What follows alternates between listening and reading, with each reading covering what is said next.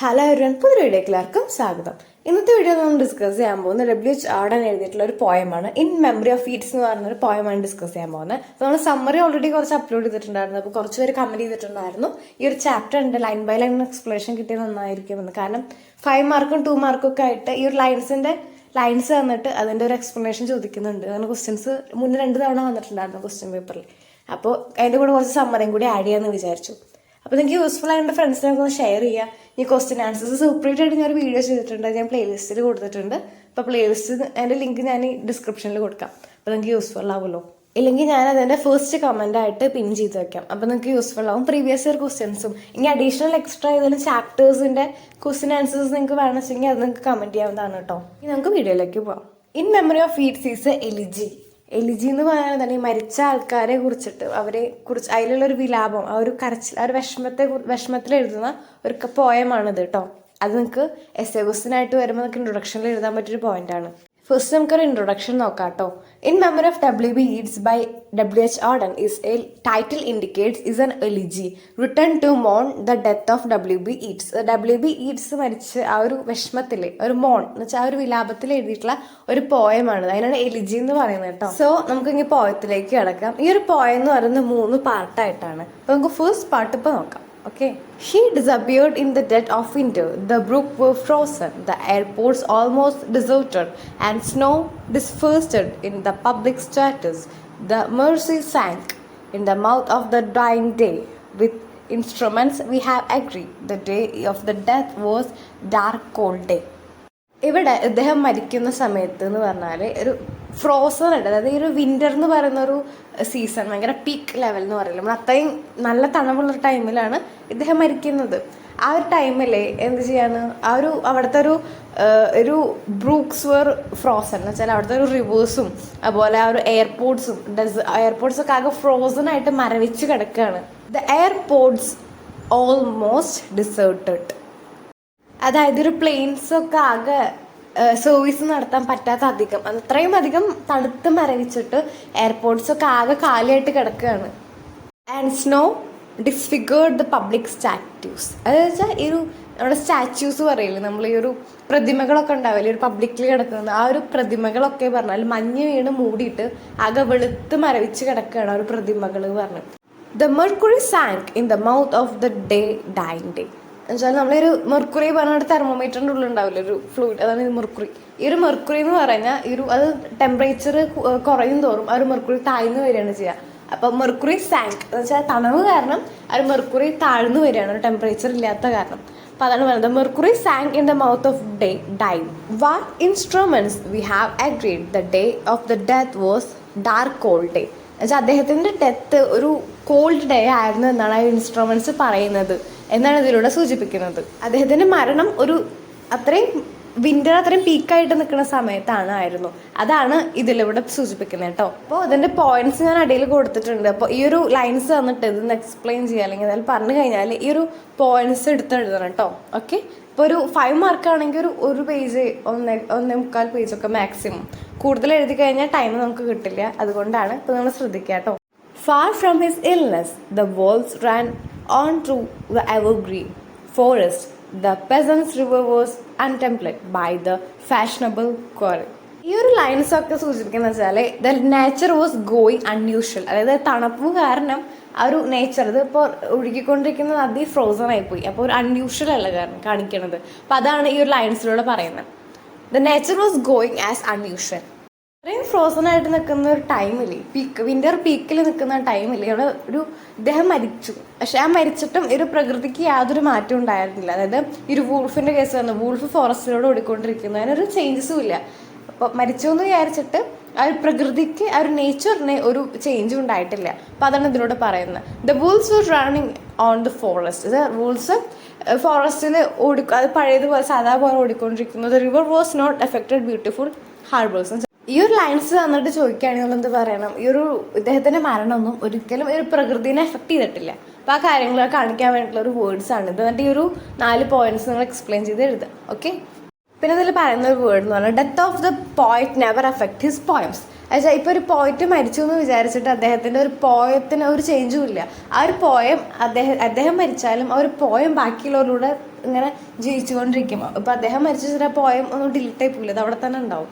അപ്പോൾ അതാണ് ഇതിലൂടെ പറയുന്നത്. The death of the poet never effect his point for him. It was this last afternoon as himself, as afternoon of nurses and rumors. Silence involved the servants, the current of his feelings failed. He became his admired. ഇതെന്ന് പറയുന്നത് അദ്ദേഹം മരിക്കുന്ന ടൈമിലുള്ള ആ ഒരു അവസാന നിമിഷത്തിലുണ്ടായ കാര്യങ്ങളാണ്. For him it was A last afternoon as if. എന്നുവെച്ചാൽ അദ്ദേഹത്തെ സംബന്ധിച്ച് അദ്ദേഹം മരിക്കുന്ന ഒരു ലാസ്റ്റ് മൊമെന്റ് ആണത്. അതുപോലെ തന്നെ ഒരു നേഴ്സസ് അവരെന്ത് ചെയ്യാണ്, അവർ ഇദ്ദേഹത്തെ രക്ഷിക്കാൻ വേണ്ടി അങ്ങോട്ടും ഇങ്ങോട്ടും ഓടുകയാണ്. And also rumouring. അപ്പോൾ അവരിങ്ങനെ അങ്ങോട്ടും ഇങ്ങോട്ടും ഓരോ സ്വകാര്യങ്ങളൊക്കെ പറഞ്ഞുകൊണ്ടിരിക്കുകയായിരുന്നു. The provisions of his body revolted. അതായത് ലാസ്റ്റ് മൊമെന്റ് വന്നല്ലോ, അപ്പോൾ അദ്ദേഹത്തിന്റെ ഒരു ബോഡി അങ്ങോട്ടും ഇങ്ങോട്ടും കലഹിച്ചുകൊണ്ടിരിക്കുക, രണ്ടും കണക്ട് ആവാത്ത രീതിയായി പോയി. ഈ ഒരു ബോഡി മരുന്നായിട്ട് റിയാക്ട് ചെയ്യണില്ല. The different parts of his body became insensitive. Gradually he died. അങ്ങനെ അദ്ദേഹത്തിന്റെ ബോഡി ഇൻസെൻസിറ്റീവായി പ്രതികരിക്കാതെ മരുന്നോട് അങ്ങനെ അദ്ദേഹം മരിച്ചുപോയി. Squares of his mind were empty. അപ്പോൾ അദ്ദേഹത്തിന്റെ മൈൻഡ് എന്ത് ചെയ്ത് എംപ്റ്റി ആയിപ്പോയി, ബ്ലാങ്ക് ആയിപ്പോയി.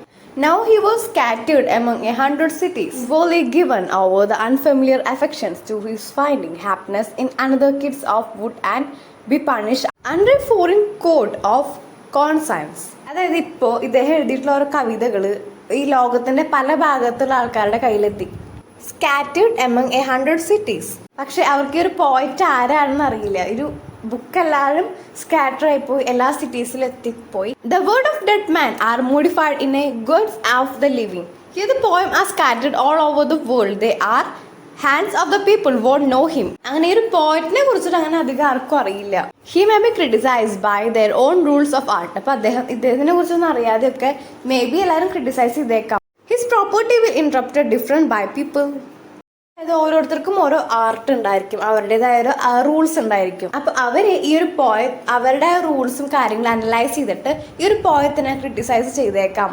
അപ്പോൾ ഇതാണ് ഈ ഒരു ലൈൻസിലൂടെ പറയുന്നത് കേട്ടോ. But the importance and the noise of tomorrow when the brokers are roaring like a beast on the floors and the boards. Poor they have the sufficiency in which they fairly accommodated as the each cell of him is almost convenient of his freedom. അദ്ദേഹം ഇവിടെ മരിച്ചു കഴിഞ്ഞു, പക്ഷെ അദ്ദേഹത്തിന്റെ ഒരു കവിതകളിലൂടെയാണ് ഇനി അദ്ദേഹത്തെ ആൾക്കാർ മനസ്സിലാക്കാൻ പോകുന്നത്. Brokers and the businessman will continue their activities as usual. The poor will go on putting up their poverty as they became accused to.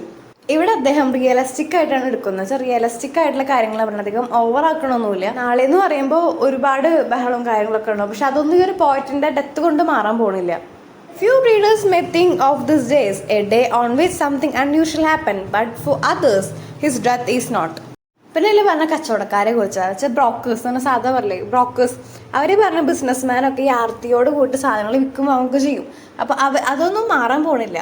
The brokers and the businessman will continue their activities as usual, and the poor will go on putting up with their poverty as they became accustomed to. എന്നുവെച്ചാൽ ഈ ഒരു പണക്കാര് business ഒക്കെ അവരുടെ ഒരു ആർത്തി ആ ഒരു business ഒക്കെ അങ്ങനെ നടന്നുകൊണ്ടിരിക്കും. പക്ഷേ ഈ പൂവർ മാൻ പാവപ്പെട്ട ആൾക്കാരെന്താ അവർ അതേപോലെ തന്നെ ഇരിക്കും. അതിലൊന്നൊരു മാറ്റം വരാൻ പോകുന്നില്ല എന്നാണ് ഈ ഒരു പോയിന്റ് പറയുന്നത്. അപ്പൊ ഇത്രയാണ് പാർട്ട് 1 വരുന്നത്. ഇനി നമ്മൾ നോക്കാമാണ് part 2. You were silly like us. Your gift survived it all. The patch of rich woman, physical decay, yourself mad. Intellectual hurt you into the poetry. ഈ ഒരു പോയത്തിൽ പറഞ്ഞാൽ ഹി വാസ് എ സില്ലി മാൻ. അതായത് ഒരു person എന്ന രീതിയിൽ ഒരു കവി ഒരു സില്ലി മാൻ ആയിരുന്നു. ഇവിടെ ഈ ഒരു സില്ലി എന്ന് പറഞ്ഞൊരു ടേം ഉപയോഗിക്കാൻ കാരണം എന്താ വെച്ചാൽ കോമൺ മാനുള്ളൊരു വീക്ക്നെസ് എല്ലാം തന്നെ ഈ ഒരു പോയറ്റിനും തന്നെ ഉണ്ടായിരുന്നു. പക്ഷെ കോമൺ മാനായിട്ട് സാധാരണ മനുഷ്യന് ചില വീക്ക്നെസ് ഒക്കെ ഉണ്ടായിരിക്കില്ല. അപ്പം അതേപോലെ തന്നെ ആ ഒരു വീക്ക്നെസ്സും ഈ ഒരു പോയറ്റിന് ഉണ്ടായിരുന്നു. He was not a god. അദ്ദേഹം ഒരു ഗോഡൊന്നുമല്ല, പക്ഷെ സാധാ മനുഷ്യന്മാരുടെ പോലെ തന്നെ. പക്ഷെ അദ്ദേഹത്തിന് ടാലന്റ് ഉണ്ടായിരുന്നു, നല്ല കഴിവുള്ളൊരു മനുഷ്യനായിരുന്നു അദ്ദേഹം. ഇവിടെ your gift is survived it all. ഇവിടെ ഗിഫ്റ്റ് എന്ന് കൊണ്ട് ഉദ്ദേശിക്കുന്നത് എന്താണ്, പോയട്രിയാണ് കേട്ടോ. അപ്പോൾ ഇവിടെ ഗിഫ്റ്റ് എന്ന് കൊണ്ട് ഉദ്ദേശിക്കുന്നത് പോയട്രിയാണ്. Poetry has survived it all.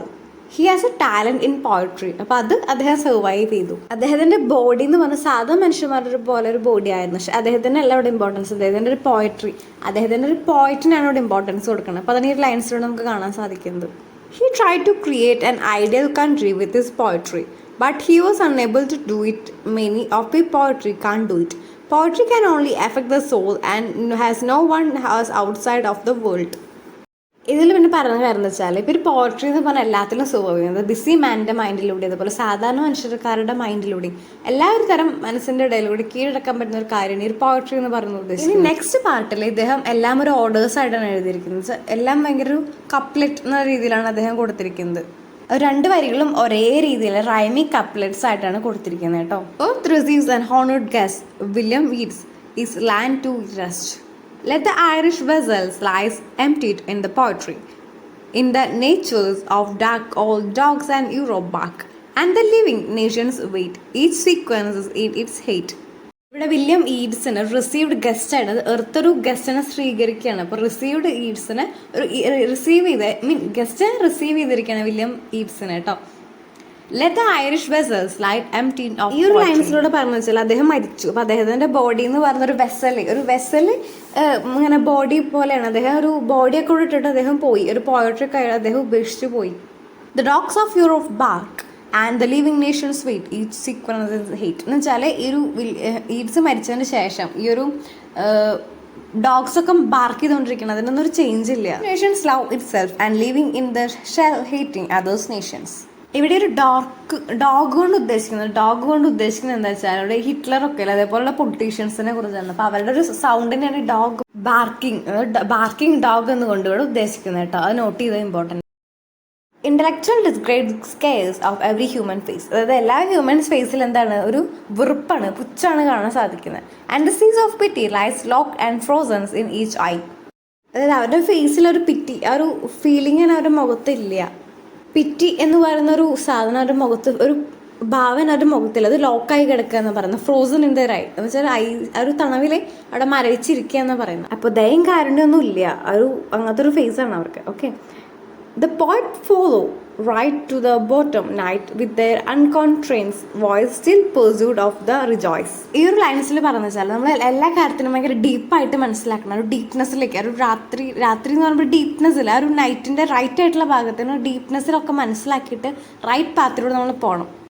Odean ask Yeats to follow the right path. അപ്പോൾ ഓഡൻ ഇവിടെ ഈഡ്സിൻ്റെ അടുത്ത് റൈറ്റ് പാത്തിലൂടെ പോകണം എന്നാണ് പറയുന്നത്. Even though he is dead എന്ന് മരിച്ചു വെച്ചെങ്കിലും ആ ഒരു സോളിൻ്റെ അടുത്ത് ഒരു റൈറ്റ് പാത്തിലൂടെ പോകണം എന്ന് പറയും. With the farming of verse making the weird I of course sing of human and success in rapture of distrust. ഇവിടെ പോയട്രീനാണ് ഫാം ചെയ്യുന്നത് കേട്ടോ. ഫാമിംഗ് ദ പോയട്രി എഴുതാനാണ് ഇവിടെ പറയുന്നത് കേട്ടോ.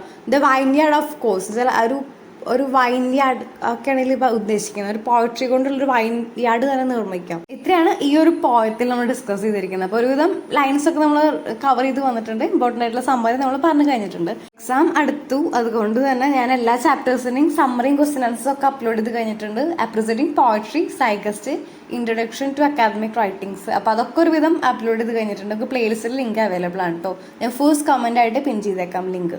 ഓക്കെ. യൂസ്ഫുൾ ആയ ഫ്രണ്ട്സിനൊക്കെ ഒന്ന് ഷെയർ ചെയ്യുക, സബ്സ്ക്രൈബ് ചെയ്യുക. Thanks for watching.